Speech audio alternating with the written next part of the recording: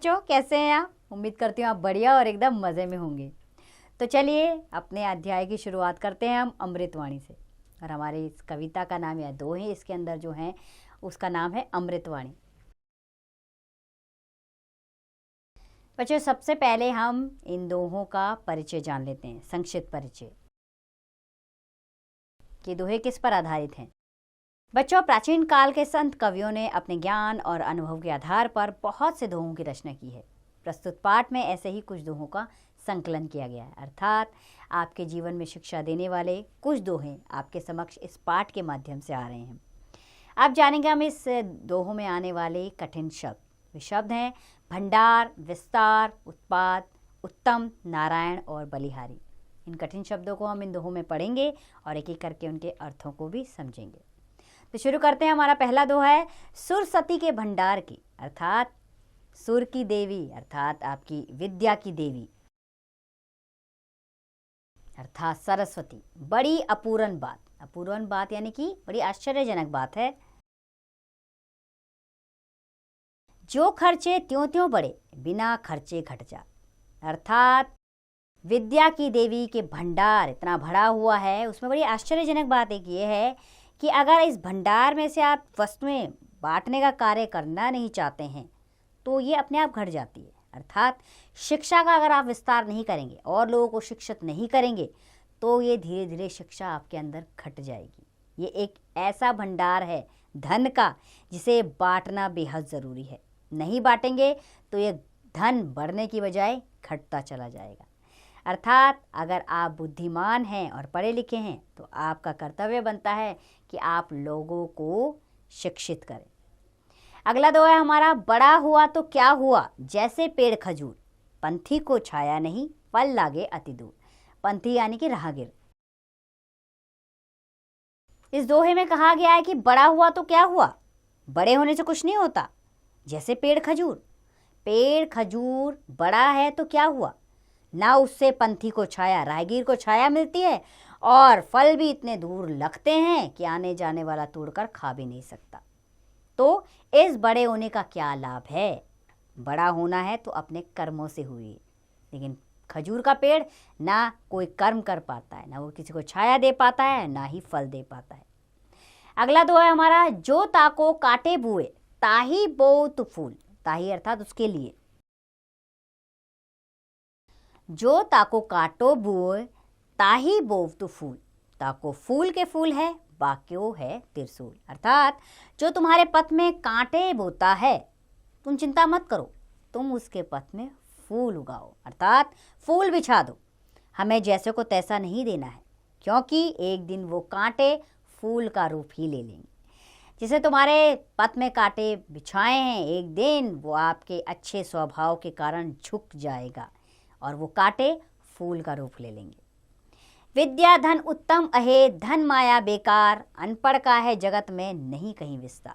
अर्थात विद्या का धन ऐसा उत्तम धन है जिसके आगे सारी धन माया बेकार है। एक अनपढ़ इंसान का इस जगत में कोई विस्तार, कोई विकास नहीं हो सकता। अर्थात आज जिस जीवन में हम जी रहे हैं, जिस विकासशील संसार में हम जी रहे हैं, वहाँ अनपढ़ लोगों का कोई स्थान नहीं है। पढ़ा लिखा होना बेहद ज़रूरी है, उनके लिए कहीं भी जगह नहीं है। रही मन विपदा है भली, तो थोड़े दिन होए। विपदा यानी कि संकट, थोड़े यानी कि थोड़े दिन की। हित अनहित या जगत में, जानी परत सब सोए। जानी यानी कि दूसरे भी जान जाएंगे।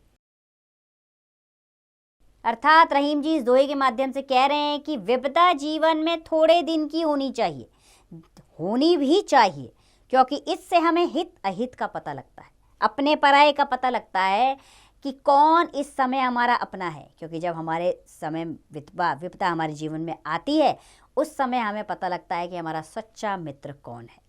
अन्यथा हम ये कभी जान ही नहीं पाएंगे कौन हमारा अपना है और कौन पराया है। खीरा मुख से काटी के मलियत लोन लगाए। लोन यानी कि नमक। खीरा मुख से काटी के मलियत लोन लगाए, रहीमन करोए मुख को चाहिए यही सजाए। अर्थात खीरा को मुख से काट कर उस पर नमक लगाकर क्या कह रहे हैं रहीम जी, मलना चाहिए।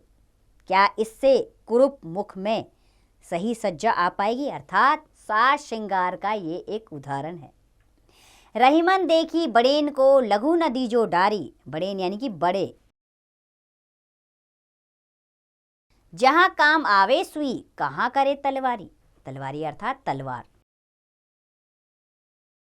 तो इस दोहे के माध्यम से रहीम जी कह रहे हैं कि बड़े को बड़ा देखकर ये मत सोचिए, छोटे को छोटा मत जानिए। आप ये सोचें कि बड़ा है तो यही बलवान है, छोटे का कोई मोल ही नहीं है। जहां काम सुई दे सकती है उस काम को तलवार नहीं कर सकता। तो छोटे की अपनी महत्ता है और बड़े की अपनी महत्ता है। क्षमा बड़न को चाहिए छोटन को उत्पात। क्षमा यानी कि क्षमा और उत्पाद यानी कि शरारत। क्षमा बड़न को चाहिए छोटन को उत्पात, का रहीम हरि को घटियो जो भृगी मारी लात। अर्थात बड़ों का बड़प्पन इसी में है कि वो अपने से छोटों की शरारत को माफ़ कर दें। जैसे अगर हम घड़े पे लात मारेंगे तो वो टूटेगा ही, उसमें कोई आकार नहीं आएगा। इसीलिए छोटों के जीवन को आकार देने के लिए बड़ों को क्षमा दान देना चाहिए। तुलसी या संसार में सबसे मिली एक धाय, ना जाने किस वेश में नारायण मिल जाए। नारायण अर्थात ईश्वर। तुलसी जी कह रहे हैं इस संसार में आप सबसे मिलिए, गरीब अमीर धनी निर्धन, ना जाने किस वेश में आपको ईश्वर के दर्शन हो जाएं, भगवान के दर्शन हो जाएं। किस वेश में भगवान आपकी परीक्षा लेने के लिए आपके समक्ष आ जाए। इसीलिए किसी का भी निरादर ना करें, गरीब हो अमीर हो। आपसे ना बल पड़े तो हाथ जोड़कर क्षमा मांग लीजिए, लेकिन निरादर किसी का भी ना करें। गुरु गोविंद दऊ खड़े काकू लागू पाए, बलिहारी गुरु आपने जिन गोविंद दियो बताए। गोविंद का अर्थ है ईश्वर और काके यानी कि किसके। इस दोहे में कहा गया है कि मेरे समक्ष गुरु और गोविंद दोनों खड़े हैं, समझ में नहीं आ रहा सबसे पहले किसको चरण स्पर्श करूं। लेकिन फिर मेरी विवेक, मेरी बुद्धि जागी और सबसे पहले मैंने अपने गुरु जी को नमन किया, क्योंकि मेरे गुरु ही हैं जिन्होंने इस संसार में मुझे ईश्वर से अवगत कराया है। उन्होंने बताया कि संसार को चलाने वाला ईश्वर है, अन्यथा मैं नहीं जान पाता। मुझे शिक्षा देने का कार्य मेरे गुरु ने किया है, उन्होंने ही मुझे ईश्वर के दर्शन कराए हैं। तो मैं अपने गुरु के ही बलिहारी हूँ, अर्थात उनको शत शत नमन करता हूँ। तो बच्चों, आपने कितने सारे दोहे इस पाठ के जरिए पढ़े और इसमें मिलने वाली शिक्षा अभूतपूर्व है। इन्हें जीवन में अपनाना बेहद ज़रूरी है, तभी हम सत्मार्ग की ओर जा सकते हैं और जीवन में उत्तम कार्य कर सकते हैं, लोगों की भलाई का काम कर सकते हैं। तो उम्मीद करती हूँ इन दोहों से मिलने वाली शिक्षा को आप भी अपने जीवन में ज़रूर अपनाएंगे और सही मार्ग पे जाएंगे। अब इस पाठ का अभ्यास कार्य आप स्वयं कीजिए।